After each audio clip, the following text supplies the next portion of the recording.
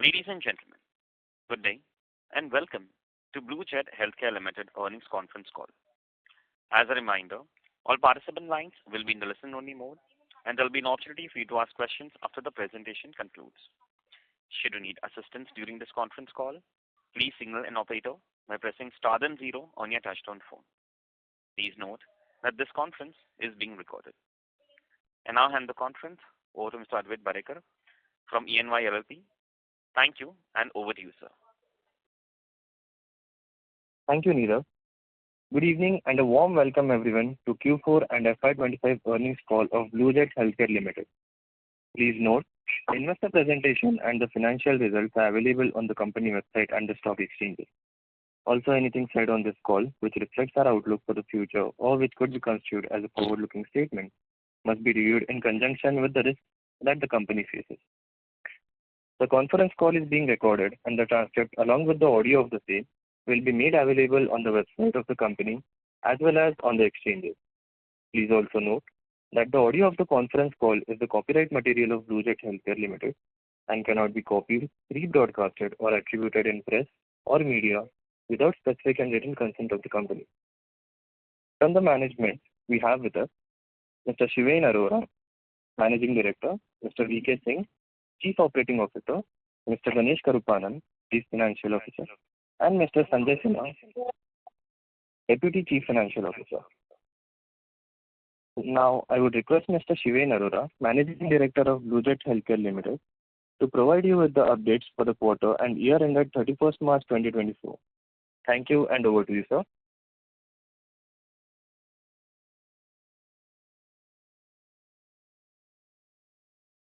Sir, may I request you to unmute your line, please? Thanks, Advait. Good evening, everyone, and thank you for joining us. I am pleased to report that FY25 has been a record-setting year for Blue Jet Healthcare, with significant progress across all operational and financial metrics. Our performance reflects not just top-line growth, but a meaningful improvement in quality of earnings, driven by new capacity additions, operational leverage, and disciplined cost control. Sharing some financial highlights, Q4 FY25 revenue from operations stood at 3,404 million rupees, up 7% quarter-on-quarter and 85% year-on-year. EBITDA for the quarters was 1,400 million rupees, with margins expanding to 41%, up 39% in Q3 and 29% in Q4 last year. For the full year FY25, we closed with a revenue of 10,300 million rupees, growing 45% year-on-year. EBITDA stood at 3,777 million at a 37% margin, up 65% year-on-year, and PAT was at 3,052 million, which is also up 87% year-on-year. These results mark our highest ever revenue, EBITDA, and PAT on both quarterly and annual basis.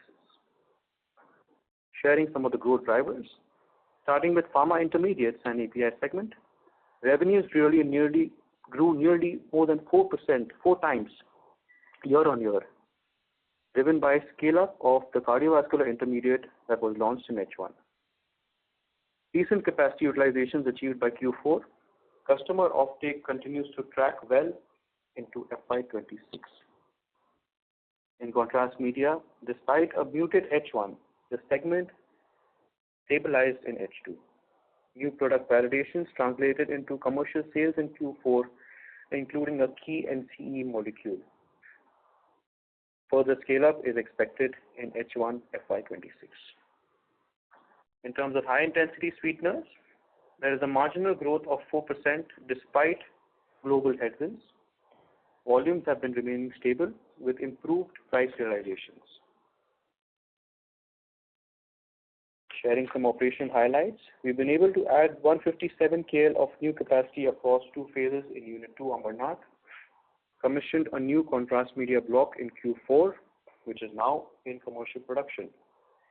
We committed 400 million rupees for new R&D center focused on amino acid derivatives, advanced intermediates, and late-stage NCE intermediates. We maintained a strong cost discipline. Freight and power costs are well optimized. Gross margins are stable at 55%, and EBITDA margins have improved from 32% to 37%. In terms of cash flow and liquidity, cash and treasury investments of 2,848 million as on 31st March 2025. The company remains its debt-free status, and the company has declared a dividend of rupees 1.20 per share, which is subject to shareholder approval. In terms of outlook, with strong customer demand visibility, multi-year contracts, and capacity headroom, we are confident of sustaining a growth momentum. Mahad Unit 3 backward integration facility progressing well, which is redesigned for continuous processing, expected to go live in H2 26. We've been increasingly seeing a strong traction from Europe-based innovators, supported by new business development hires. Things like adoptions of GLP-1s, LCEs, and global CDMO de-risking from China is creating long-term opportunities for us. We thank our employees, customers, and shareholders for their continued support. With that, I now invite Mr. V.K. Singh, Chief Operating Officer, to walk you through the operational strategy and capacity update, followed by Mr. Ganesh, the CFO, who will take you through the financial details. Thank you. Hi, good evening, everyone, and welcome to the call, the first of this new financial year. And as Shiven has shared the results of the previous year, I think they are very encouraging, and we are all very excited to speak to you all. The new CDMO capacity catering to the PI and CMI segment at Unit 2 Ambernath is completely on stream now, and its consistent production schedule due to high order visibility is online. Currently, we are running this capacity at about 60 to 65% capacity utilization. The cardiovascular intermediate that we supply from this capacity to the innovator is gaining good traction and has shown consistent growth over the last several quarters, as the molecule as such is doing well in US, Europe, and ROW markets. The prescriptions have grown by more than 60% over the last calendar year, and we believe that this momentum shall be maintained. We are confident that based on the capacity that we have installed, we are very well poised to capture any uptick in the demand. At Unit 3 Mahad, we were creating a capacity for backward integration for the CMI segment. This is a highly engineered plant on continuous process for making the KSM for our CMI product. Work is ongoing and in full swing, and as indicated in the past, this site should be ready for validation and will go on stream in H2 of FY26. With this plant going on stream, we strengthen our position as a credible and leading supplier of CMI to all the leading innovator companies operating in this segment. We further demonstrate our resolve to retain our leadership position in the CMI segment. We also insulate the business to significant volatility of the prices of this particular raw material, which we were to date importing. As a country, we are experiencing significant tailwinds in the CDMO business. Most of the changes are structural and should stay. Given the propensity to remedy the dependence on China and post-COVID imperative to build supply chain resilience, all MNCs are looking at India as an alternative option. We also, in the backdrop of these changes, are witnessing a quantum increase in RFPs that we are receiving. To be able to capture this opportunity, we are additionally building a multi-purpose plant, MPP, in Mahad and a state-of-the-art R&D center in Hyderabad. This GMP-compliant, approximately 30-reactor plant will be a versatile plant with capability to supply from a few kilos to multi-tons to our CDMO clients in any geography. At Mahad, both in the block meant for vertical integration and this MPP, a high level of automation is being built to ensure batch-to-batch consistency, optimal yields, and risk-proof operations. The MPP shall also be equipped with a state-of-the-art dedicated GMP milling and particle sizing capability with 2 clean rooms to cater to customized requirements of our MNC clients. This plant will contain a section equipped with reactors with single fluid system that will have the capability to generate proof of concept, process optimization, and validation data tailored to our client needs. The MPP capacity will, however, go on stream only in the second half of FY27. As a consequence of this high level of versatility and automation that has been built into the design of this MPP plant at Mahad, we envisage that the earlier planned capex of approximately 250 crores for Unit 3 Mahad will increase to about 300 crores. The state-of-the-art R&D center being built at the cost of around 40 crores shall focus on newer chemistry platforms like peptides, intermediates for GLP-1s, biocatalysis with a focus on immobilized catalysts, and work to augment and strengthen the innovator-oriented pipeline of the company with a focus on chronic diseases. Today at R&D, we are tracking about 20 new opportunities with high client interest and visibility. About 30% of these are in late phase 3 or commercial. We are very conscious of the carbon footprint of the company. Between our solar and wind, we contribute about 70% of our overall energy requirement. In pursuit of process excellence, we are further upgrading our Unit 2. New solvent recovery units are being added to reduce waste and encourage recycle and reuse. The company is committing approximately 60 crores for this process excellence initiative.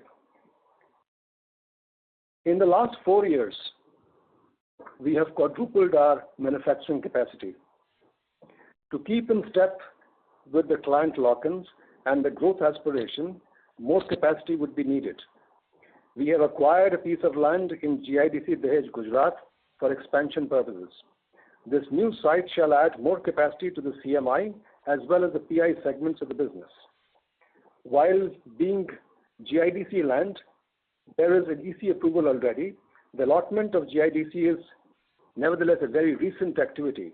Hence, at this point of time, we shall not be able to share any firm timelines for the capacity going on stream in this call. With this, I come to the end of my part, and I hand it over to Ganesh to take you through the financials. Thank you. Good evening, everybody. Hope I'm audible. We will first start with performance highlight for the full year FY25 as compared with FY24. Our milestone performance of 1,030 crore in FY25 is in line with our expectation. During the year, contrast media has degrown by 15.8%, driven by slowdown in offtake in Q1 of FY25 and certain goods in transit in Q4. This impacted the overall annualized performance of contrast media. We have started delivering supplies for NCE molecule in Q4 and expect growth in order book to be linear in line with the growth of this molecule. The launch of the iodinated intermediate is now expected in H1 of FY26, and one could see the full potential of this molecule in the full year FY27. In the PI API category, the order book was fully served with a new capacity addition in Ambernath, and we were able to ramp up the production, resulting in a jump of 388% in this particular category compared to FY24.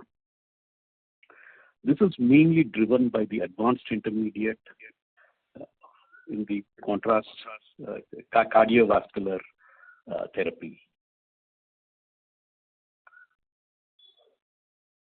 Okay, now moving on to artificial sweeteners. For FY25, we recorded a turnover of 133 crore compared to 128 crore in FY24, recording a marginal growth of 4.1% over previous year. Our gross margin remained at 15.2% in FY25. No significant variation compared to FY24. We didn't witness any significant volatility in the raw material prices in FY25. Our operational EBITDA grew by 4.4% to 36.7, in line with our expectation. The expansion in EBITDA is on account of operating expense spread over a larger sales volume. We reported a PAT of 305 crores as compared to the previous year of 163.8 crores. On a full year basis, our EPS for FY25 is at 17.59 rupees per share compared to 9.44 last year. We will now share the key highlights of the sequential quarter. Sales grew by 6.9% compared to Q3, while EBITDA grew by 12.9%. While PI API category grew by 34%, degrowth in contrast media is on account of delayed iodinated molecule, intermediate for the delayed iodinated molecule, as well as the transit inventory. Our cash conversion cycle for Q4 25 is at 139 days compared to 135 days for Q4 24. The increase in activities also has increased our working capital requirement by approximately 250 crores. With increased sale of PI and API product category, there are increases in receivable, inventory, and payable. You may recall our growth in this category has increased by 388%. One-time increase in working capital to support the level of activity is required. Having deployed the working capital, we will be operating within this cash conversion cycle until the next step-up jump in the turnover happens. Our CWIP for FY25 is 89 crores, and we propose to incur fresh capex of approximately 300 crores in FY25. And we will actually dwell more in the Q&A session. And now we open up the floor for question and answer. Thank you very much. We will now begin with the question and answer session. Anyone who wishes to ask a question may press star and one on their touchtone telephone. If you wish to remove yourself from the question queue, you may press star and two. Participants are requested to use handsets while asking a question. A request to all the participants, please restrict to 3 questions per participant and join the queue for a follow-up question. First question is from the line of Parth Mehta from Vallum Capital. Please go ahead. Yeah, hi sir. Am I audible? Yeah. Yeah. Congratulations on a good set of numbers. Thank you for taking my question. I just have a few questions. First one on the pharma intermediate segment. The innovator in their conference call had mentioned that they are looking to add other sources for their product, other sources of supply for their product. So just wanted to know how do we make sure that your wallet share in the supply of your intermediate remains intact for that player.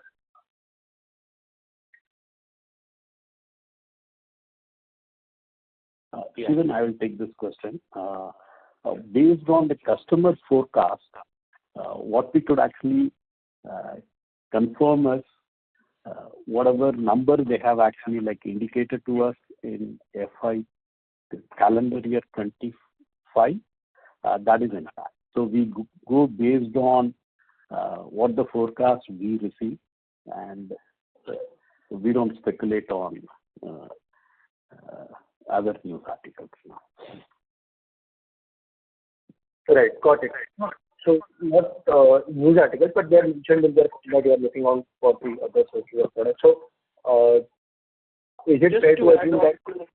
Just to add on to that part, I think what we need to also understand and recognize is that the ramp up that we've done as a company from the time we started the investments in the plant to scaling up to such a successful outcome, we've done, I think, I think it's been a very good outcome for the innovator and for us as a company.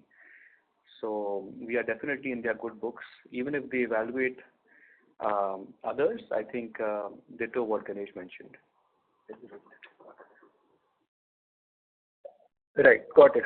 So it is completely based on how the forecast the company gives. Understood. Second, just a bookkeeping question, if you could help me. How do we, what would be our capacity utilization across all the segments? So based on whatever the capacity that we have. As I mentioned, for this pharma intermediate, today we are at 60-65%. Overall, I would say we are at about 75% across all segments. Great. Thank you. That's But at the same time, this is excluding the capacity that we are building up at Mahad. So this number will, be different in about 6 months. Thank you. Next question is from Sudarshan Padmanabhan from ASK NDPMS. Please go ahead. Yeah, thank you for taking my question.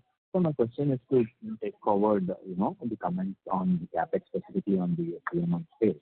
One is on the transit side, how much of the inventory is basically shipped and not recognized. Second is, a little bit more strategic. Now that we have, the gadapicanol, iodinized molecule, and also, new capacity by the clients, coming in. If you can give some color on how do we see the ramp up in the near term as well as in the longer term on this. Maybe on the first question on transit, now this is part of the game. I think there would be some quarters you may have slightly a higher goods in transit, and it could be different for certain other quarters. I think this you have to just straight away go ahead with the recognized turnover what we record. And this is according, now we have come to a stage that this is part of our operation and we have to just move ahead, I think. So I don't want to make any specific exclusions and calculations on what is goods in transit and how it is moving ahead. I think that's the first part. Can you just repeat your second part? Maybe Yeah. So the second part is, with the opportunities in the CMI space ahead with gadapicanol and the iodinated molecule, and also our customers, which is added capacity, and a part of our CapEx is also towards this. How do we see the ramp up say in the near term as well as in the longer term for this CMI? See, as far as gadapicanol is concerned, this is an NCE molecule. I think I have mentioned it in the past that the growth will be linear because the molecule has to find its own space in the marketplace, and we believe as the market size grows, our supplies of advanced intermediate would grow linearly. We are the sole supplier of this particular advanced intermediate. So we just need to follow how successful the innovator is as far as this particular molecule is concerned. As far as the iodinated molecule is concerned, we expect commercialization this year, and our belief is that FY27 onwards, when you look at a full year performance, this could be a molecule of significance. And FY26 is where we will be kickstarting our commercial operations.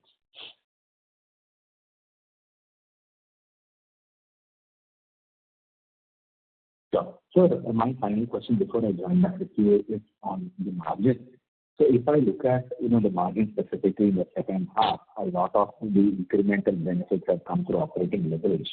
And given that we are talking about the momentum continuing in the pharma intermediate space and potentially related better growth and uptake in the CMI space, how do we see the margins? I mean, I'm not specifically talking one particular quarter, but if I'm looking at FY26 and FY27, because if I understand right, we are still overall at around 75% utilization. So, even, the utilization can be a little higher, plus or minus in a quarter, but on a yearly basis. So on that side, should we see a steady state, ramp up in the margins over the next couple of years? DK, you want to take on it? Yeah. On the So I think, we don't give any forward guidance, but then I think it would suffice it to say if you will see the complexion of our business, we are in very highly demand and price inelastic markets. So, if you look at contrast media, we have been supplying to innovators, and we don't see too much of pressure on price because the segment is not at all genericized, even though there are no patents. Similarly, the pharma intermediate segment, we are again.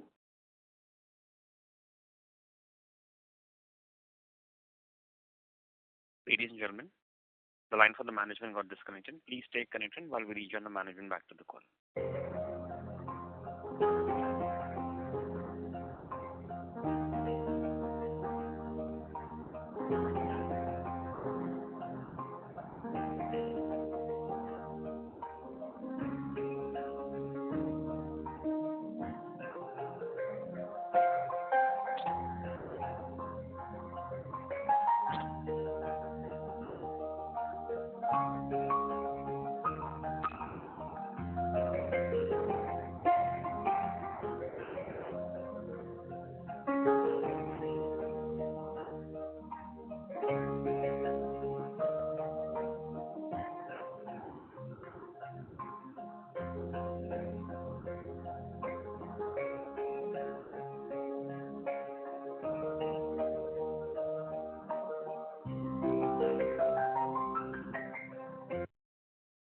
Ladies and gentlemen, thank you for your patience. We have the line for the management reconnected.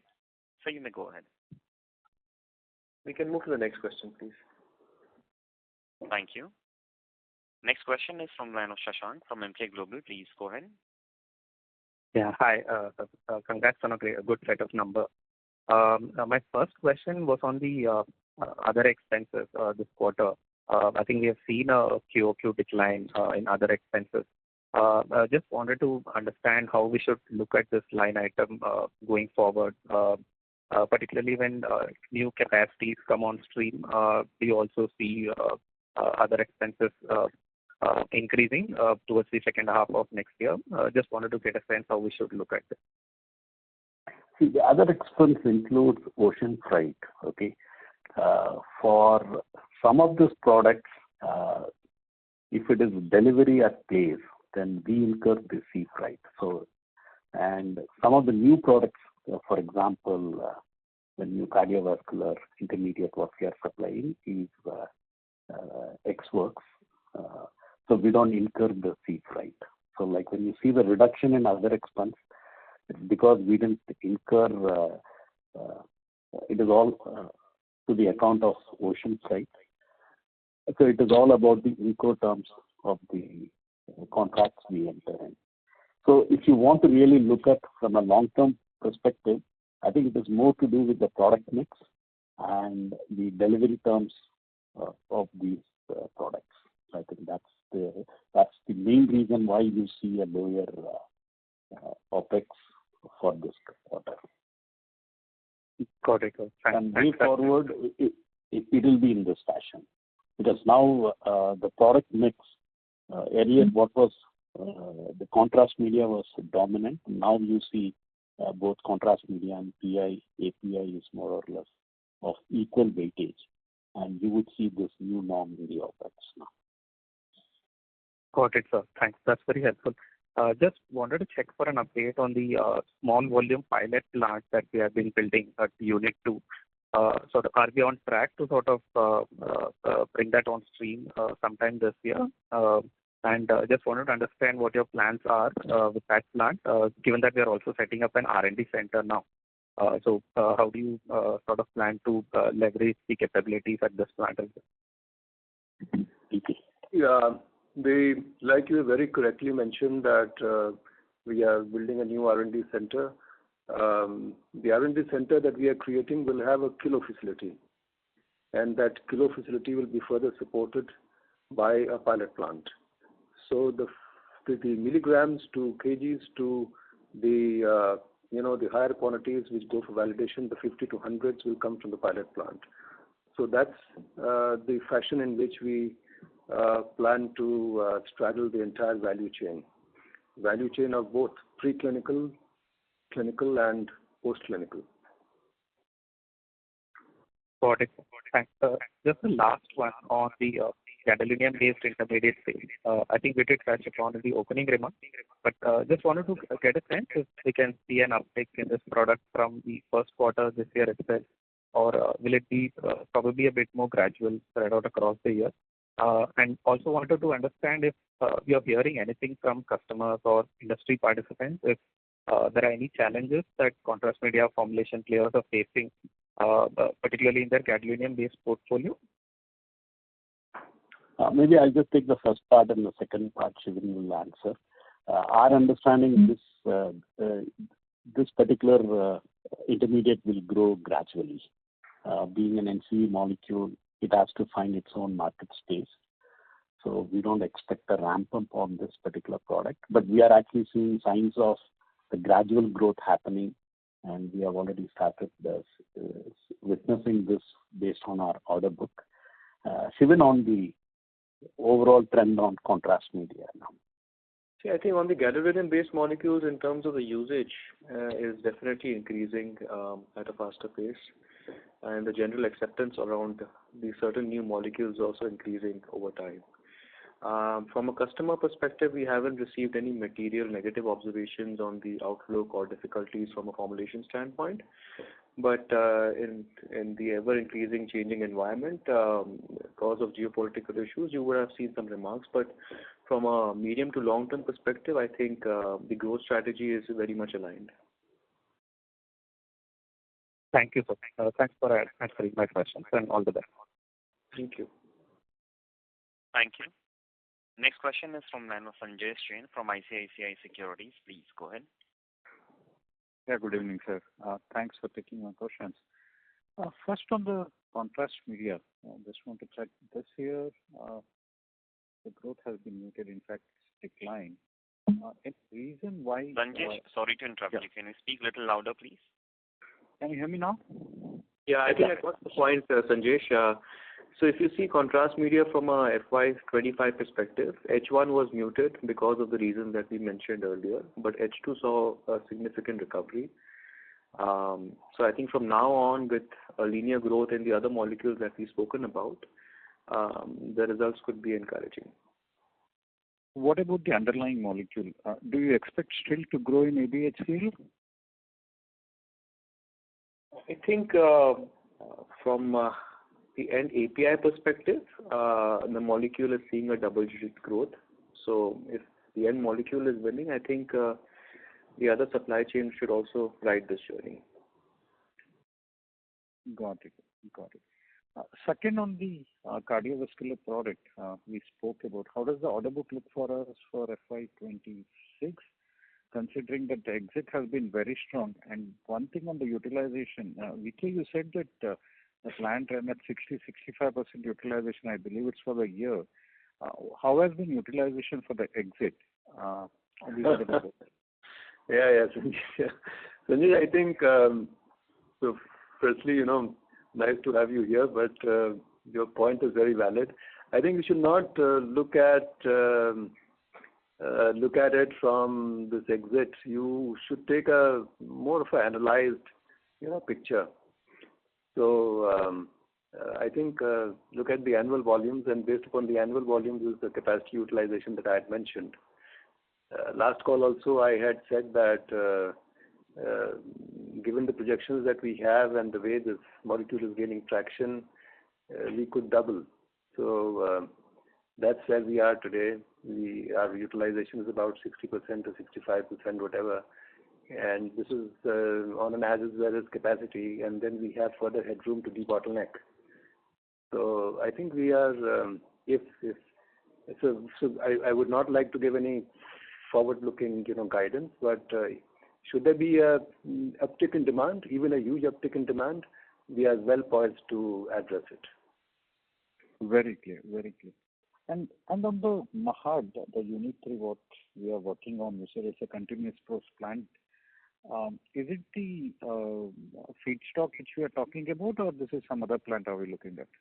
It is the feedstock, but also there are other derivatives that can be made from that plant. So the use would be one for captive and also for potential sales to in this ecosystem. And do we have enough demand for that product? Are there any other application apart from the contrast media? No, it's majorly for the contrast media universe. There are some select APIs that you can do outside this thing, but that's not our focus. I think we'll be more aligned towards the contrast media idea. Very clear. On this Mahad Unit 3, the MPP which we are putting up, will it be a CGMP plant, or you're looking at going full haul USFDA approval and completely into a ecosystem of pharma? How are we thinking? Because I think you said it's a state-of-the-art process.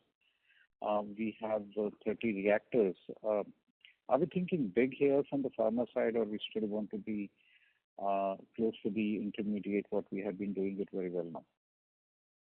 See, the plant will have the capability of doing the finished product, and that's the reason that we are creating 2 clean rooms over there. So that has versatility and flexibility. At least 2 products can be made at the same time. So that's the capability that we are creating. As I also mentioned, that even the particle sizing area is GMP. So the plant will be completely USFDA approvable.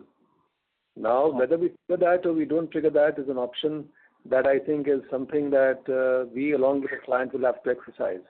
But then the design and construction and everything is going to be complete GMP level. Okay, that's clear. And Vicky, you spoke about 20 new opportunity, 30% of them in late stage, phase 3 or commercial. Right. How close are we? Have we supplied the kilo samples? Are we in the process of DMF filing? Or this is a process which is just kicking for us? So I would say that it's a mix. A couple of places we are in very advanced conversation. Kilo quantities have already been supplied. And since in those areas they are switching from a Chinese source to us, maybe we cannot say for sure, but maybe the commercialization also happens very fast. For others, we are in the process of giving small quantities, because they are still in the clinical phase. So small quantities, and then there's going to be a validation process and then a regulatory process. So there'll be some sort of a wait.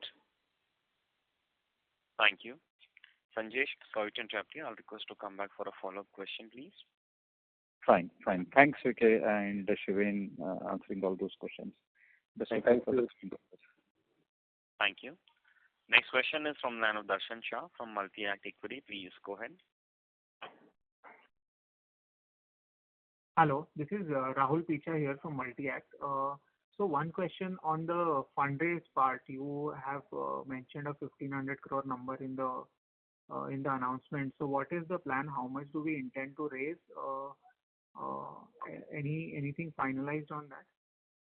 It's still, I think we would be able to share more visibility on it on the immediate quarter. Okay. So it's not yet been decided? It has been decided, but not in the position to disclose it at this point in time. Okay. And one more thing, in the pharma intermediate segment, in this presentation you have mentioned that the number of molecules that are there are around 28, and in the previous quarter that number was 22. So the incremental 6 products that have come in, what kind of visibility do you have on that, and any significant addition in terms of pipeline, if you can just talk about that? 28. I think what we need to be more focused on are on the 30% of the overall RFPs that we had mentioned, which are in the phase 3 and almost commercial in nature. I think those are the high conviction ideas I've been focusing on for the past earlier two calls as well, that these see very strong visibility from a short to medium term perspective. Okay. And just once again on the pharma intermediate capacity utilization side, this 65% number that you mentioned is for Q4 or for the full year? Full year. Full year. Okay. So Q4 would be higher than that. Okay. Okay, got it. Thank you. Thank you. Next question is from line of Nikhil from SIMPL. Please go ahead. Yeah, good evening and congratulations on good set of numbers. I have two sets of questions. One is on contrast media. If you look at our contrast media run rate, in 23 we were at 500 crore, and at that time there was one single large customer. Today we are at 400 crores. Now, incrementally, when you say that the gadolinium and the iodinated products will come, and during this phase, one of our key customer also went for capacity expansion. So should we understand that this 400 is the base on which we will grow, or first we will go back to that 500 and then we will grow? How should we, because that 450, 500 was a stable base till the time the customer had not gone for a capacity addition. So if you can just help me understand this. I think without actually, can I just pick it up, Shiva? Yeah, please. FY23 number, this is the year in which the customer wanted certain quantities of security stock. So they wanted to, so instead of full year, we would have actually supplied more than a 12-month requirement. So this is a sort of outlier in the whole conversation. So it is not a 12-month sale, maybe it is 12 plus whatever security stock the customer wanted. Now to come to address your second part of the question, on a conservative approach, we would have liked to start with this as a new base, whatever we are at the 400. And from here, we wanted to build up not only on the largest molecule, we are also having two other molecules. And we also believe the largest molecule would also like start growing from this stage. Maybe we would put a high single-digit growth, and we will have this iodinated and the gadopicrinol, which will add to this growth story. Shivan, you wanted to add on this? Yeah, I think, the base business, as you rightly mentioned out, I think the real uptake will happen when you add these two molecules. And capacities are on stream, and we are scaling it up at our end. Okay. And for the contrast media, once we, so VK sir mentioned in the starting that we, at a company level, we are at 70% utilization. For contrast media, what is the peak revenue which we can do? If all the three products and everything plays out and even other products come, what is the peak capacity or peak revenue we can generate here? It's very difficult to stipulate a specific number because capacities are added every 6 months. As VK sir mentioned, we've been able to quadruple our capacity in the past few years. And there are some lines being on the unit 3 side, on contrast media specifically. That's significant ramp up of capacity.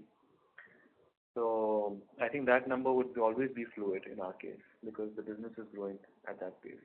And then, one more point to what Shivan has said, that we have two types of growth in our business. One is the secular growth that we get because the market is growing. The second is that each time we forward integrate, that means that we give a more advanced intermediate. Sometimes the value is 2x, 3x from the same capacity. So this is just to support what Shivan was saying, that it is not easy to make a linear calculation. Okay, got it. Second set of question is, you mentioned in the discussion on those 20 product opportunities that some of them may get commercialized. And if I attach it with our CAPEX plans, one is this MPP in Mahad, and following up with this larger plant which we are planning in Dahej, for which we are also looking at this QIP. How should we understand our CAPEX and demand visibility? Like, because this Mahad plant will come in 27, which you mentioned, and you said some of these opportunities which are moving from China may happen quickly. But so how should we understand, how do we define our capex and how do we attach with the demand visibility we have from some of these newer molecules which we are looking at? So somehow, at Blue Jet, we have been able to balance the demand and capacity very well. And as you would see, that the primary reason for having a high asset turn is that our gestations are low. So I think we are going to maintain that or preserve that DNA of the company. And what we are planning today is based upon certain, client lock-ins and visibility that we have in contrast media, in pharma intermediates, and even in the sweetener segment. Even in the high-intensity sweetener, we are working on a new product, and we should give a, fillip to that segment as well. So I think. Just sorry to interrupt here. I understand on these three because we've been in this business. My question was more on the newer opportunities which we are looking at. And this multi-purpose plant, I believe, would be to meet those newer opportunities and demand, because for the contrast media and the API, we have a dedicated plant. So this MPP which we are putting, my assumption can be wrong, is for the newer opportunities which we are coming. So exactly. Very, very good point. But for the immediate opportunities that we've been working on for the past 24 to 36 months, we have other multi-purpose plants that will cater to the immediate requirement from our existing manufacturing footprint. So as you rightly mentioned, some lines are dedicated, but some are flexible in nature. So we will cater to the immediate requirement from our existing plants. Okay. So we don't see a demand, a capacity challenge if some of these opportunities come up. That is correct. Sure. Thanks a lot. I'll come back in the queue. Thank you. A request to all the participants, kindly restrict to 3 questions per participant. Next question is from the line of Dr. Kunal Damisha from Macquarie Group. Please go ahead. Hi, thanks for the opportunity. The first one on, again, just going back to the capacity versus capex. I think my understanding, and correct me if I'm wrong, was that with the Mahad facility, we were more or less like sorted till FY27. Now with the additional investment in Mahad, does that kind of give us better capacities for a longer period, or would it say that it's still FY27 till which we are sorted, and then we need the hedge to grow further from there?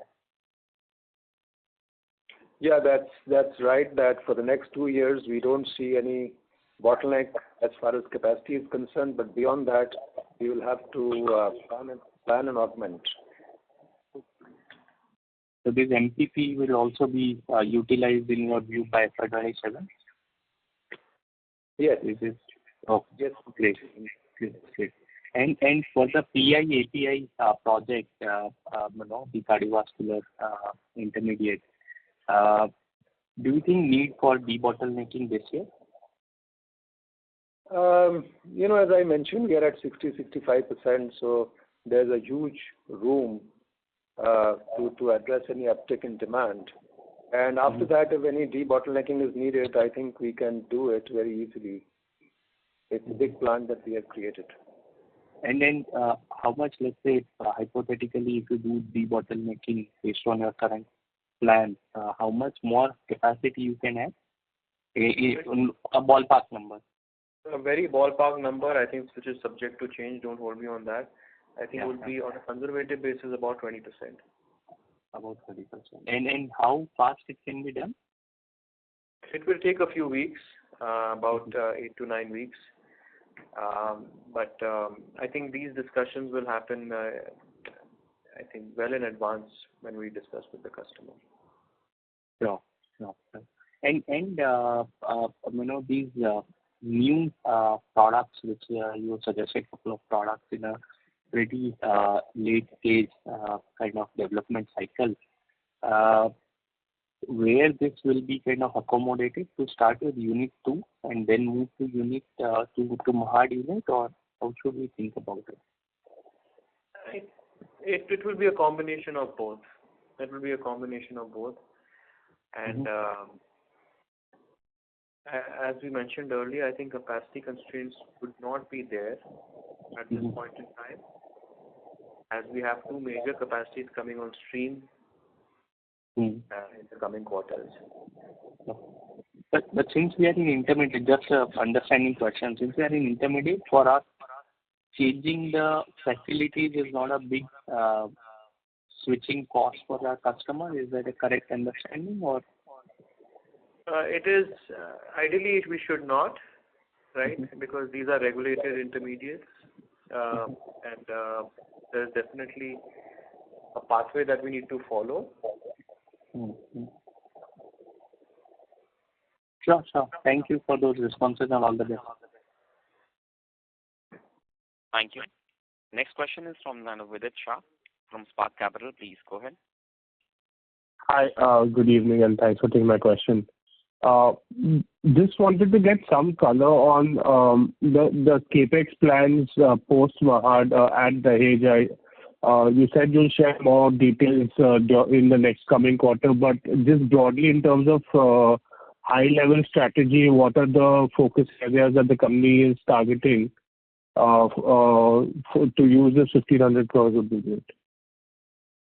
So I will not comment on the 1,500 crores, but then our baseline capex, as we had said in one of the previous calls, is about 200 crores. But given the the extra work that's happening in Mahad and some upgrades that are happening at Unit 2 Ambernath, I think we'll be a little more than 300 crores, excluding any of the new sites or Dahej or whatever. Excluding that, we'll be around 300 crores plus. Okay. And the late stage, pharma intermediate molecules that you're working on, would you be able to share what sort of therapies they go into? So, a couple of opportunities that we are tracking are the advanced intermediates to GLP-1s, right? And the others are in our traditional segment, the chronic segment, like we have this cardiovascular or the oncology, so in that chronic segment. Okay, understood. And we have seen some reports of China, restricting exports of gadolinium in April this year. Just wanted to clarify if we're seeing any impact of that, or is it business as usual? It's business as usual, as far as our manufacturing is concerned. Got it. And just the last one on the income tax notice that we've got of 200 crores. I understand that we have a little bit of a provision, but if you could just help us understand the history of the case and how you see this panning out.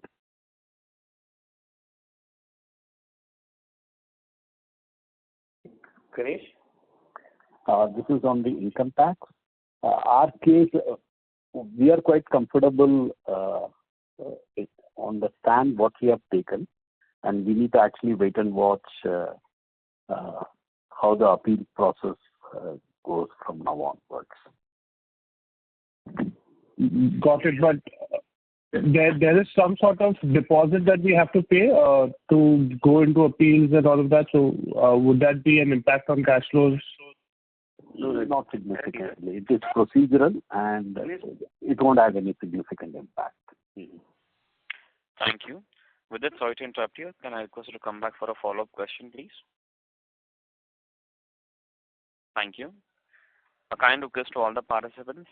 Please limit your questions to 2 per participant and join the question for a follow-up. The next question is from the line of Ayush Agarwal from MAPL Value Investing. Please go ahead. Thanks for the opportunity and great set of results, sir. Ayush, can you please speak to the handset? Your voice is echoing. Is this better? Yes, thank you. Yeah. Sir, great set of results and, congratulations on that. So first question is on the cardiovascular intermediate product. We did about 200 odd crores in Q4. Can this be a new base, and can we grow from this base in FY26 on a quarterly basis? I would only say that the molecule is doing extremely well. You can track the growth of the molecule. I mean, it's doing well in the US, it's doing well in Europe, it's getting new markets open like Canada, etc. Nevertheless, refraining from giving any type of guidance, I would recommend that you should not look at the last month or the last quarter. We should look at the annualized ramp-up that's happened, and that should be, I think, more reasonable approach. Understood. So second question is on this GLP-1 intermediate molecule. Roughly, what could be the opportunity size for us in this molecule? Can this also be as large as the cardiovascular intermediate or larger? We will refrain from commenting on that, but the overall opportunity size around these set of molecules is considerably large. Would we be working directly with the innovators? Hard to comment at this point in time. All right. We are bound by CDA, so unfortunately I won't be able to give you any details around it. Understood. Yeah. No, that's it from my side. So thank you. Thank you. Thank you. Next question is from line of Vivek Patel from FICOM family. Please go ahead. Very good evening, sir. I'm hoping I'm audible. Yeah. Yeah. Thanks a lot for the question, sir. I just wanted to understand what is the level of competitive intensity in the cardiovascular molecule that we are dealing with. And I understand that in the last call, I believe you had mentioned about certain geographies receiving this molecule very well. Some are bigger in size and some are growing very fast. If you could expand on the intensity and the scale of the molecule and the growth of the different geographies. Thank you. Are you asking about the potential growth of this molecule, right? I'm asking about how it has fared over the last few quarters, and how do you feel, or what is your assessment of the growth as well? So, if you are talking about the molecule, then this is gaining very good traction. Today, there are 9,000 cardiologists in the US who are prescribing this. And this has become the primary line of treatment. Earlier, it was the secondary line of treatment. Because of the label update and label expansion, both in the US and Europe, I think, the addressable market of this has, grown 7 times of what it used to be. So I think it's a blockbuster, a very big opportunity, and still protected by a patent. And I am not sure if you people have seen that Spirion has done a settlement with the generic companies that they will not, one or two generic companies, not all, that they will not enter with a generic till 2040. So this is an indirect prolongation of the life of the patent. And how is it doing in the other geographies in Latin America, Europe, otherwise? It's growing actually faster in Europe and faster in Latin America than US. Thanks a lot for the answers. Thank you. Thank you. A request to all the participants, please restrict to one question per participant. Next question is from line of Rupesh from IntelSense. Please go ahead. Hello, sir. Thank you for the opportunity. My question, sir, is on cardiovascular intermediates. So Spirion has out-licensed this product to Daiichi for Europe. And my understanding is this is the year when Daiichi has to, start building its own manufacturing supply chain.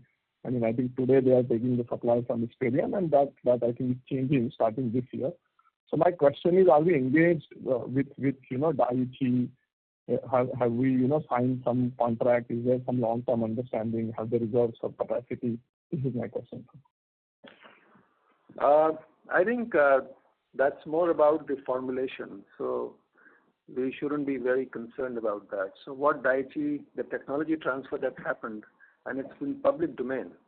So that's more about the formulation at this point of time. Yes, sir, but there is another supplier also, right? Sorry, sir. There is another supplier in India. So my question is for API, can you confirm you would be supplying to both Experion and Daiichi? That is automatic because so our product goes for the European market as well. So what Daiichi is selling anyways has got the intermediate of Blue Jet. So it is not something that, and if somebody tries to move away, then there's a regulatory pathway. So it cannot be done easily. I mean, there are regulatory issues if somebody wants to change. So I think, and more than that, we are protected with contracts. So I think, I don't know if that's what you're trying to understand.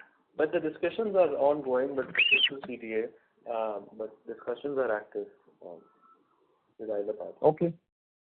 Okay. Yeah. Thank you for answering my question, sir. Yeah. Thank you. Next question is from line of Ankit Mittal, individual investor. Please go ahead. Yes, thanks for the opportunity and congratulations for a great set of results. So I had a question on pharma intermediates as well, and on the capacity utilization questions earlier in the call. So you mentioned for the full year utilization is 60-65%, and for the full year you did close to 462 crores in revenue in pharma intermediate. And so if I do the math for the, at complete full utilization, the revenues would come to around 770 crores.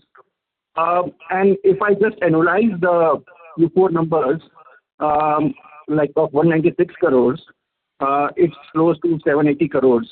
So is it safe to imply that in Q4 our capacity utilization was close to 100%? I think, the math that you do, that could be good arithmetic, but let's leave it at that. I've answered this part many times to other participants.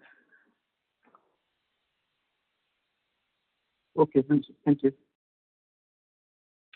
Thank you very much.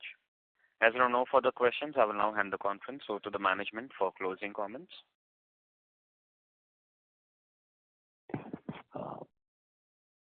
Thank you very much for all the participants, and we will meet in the next quarterly call, Q1 call. Thanks. Thank you all. Thank you. Thank you very much. On behalf of Blue Jet Healthcare Earnings Conference Call, that concludes this conference. Thank you for joining us, and you may now disconnect your lines. Thank you.